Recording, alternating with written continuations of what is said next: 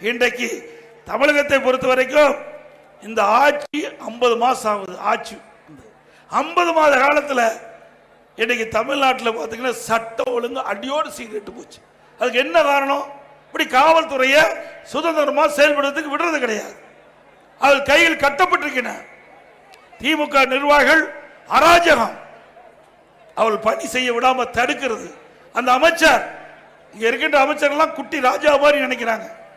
எப்படி நாட்டு மக்களுக்கு பாதுகாப்பு கொடுக்கின்ற காவல்துறைக்கு இப்படிப்பட்ட நிலைமை வருது? அதனாலதான் இன்றைக்கு போதைப் பொருள் விற்பனை அதிகமாக இருக்குது. ஏன்னா அவர்கள் போதை ஆசாமிகளை முழுமையா கைது செய்ய முடியல. இப்படிப்பட்ட நிலைமை இந்த ஆட்சியில் நிலவுகிறது. தமிழகத்தில் போதைப் பொருள் நிறைந்த மாநிலமா மாறி போச்சு. இதை எப்படி கட்டுப்படுத்த முடியும்? சிந்திச்சு பாருங்க. 3 ஆண்டுக்கு முன்பாகவே தொலைக்காட்சியின் வாயிலாக, பத்திரிகையின் வாயிலாக சட்டமன்றத்தில் தமிழகத்தில் எங்க பார்த்தாலும் போதைப் பொருள் விற்பனை அதிகமாக இருக்குது, அதை தடுத்து நிறுத்துங்கள் என்று பல முறை பேசியாச்சு. ஆனா செவடங்கால சந்து ஊதுற மாதிரி கேட்டுக்கவே இல்லை இந்த அரசாங்கம். இப்பொழுது பேசுகிறார் முதலமைச்சர் தொலைக்காட்சியில், போதையின் பாதையில் இளைஞர்கள் செல்லாதீர் என்று.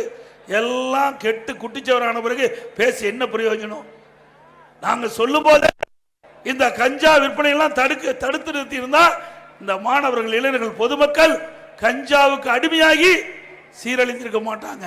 அவங்க சீரழிந்த பிறகு இப்ப தொலைக்காட்சியில் பேசுறார் முதலமைச்சர், போதையின் பாதையில் செல்லாதீர்கள். இந்த அரசாங்கம் திறமையற்ற அரசாங்கம். ஒரு பொம்மை முதலமைச்சர் தான் இந்த நாட்டை ஆண்டுகிட்டு இருக்கார். எப்ப பார்த்தாலும் கோட் சூட் போட்டு அப்படியே தொலைக்காட்சி நின்று அதை படம் பிடிச்சு தினம் டிவியில் வரும், தினம் பத்திரிகையில் வரும். இந்த நாட்டு மக்களுக்காக என்ன செஞ்சீங்க? மக்கள் கேட்கிறாங்க.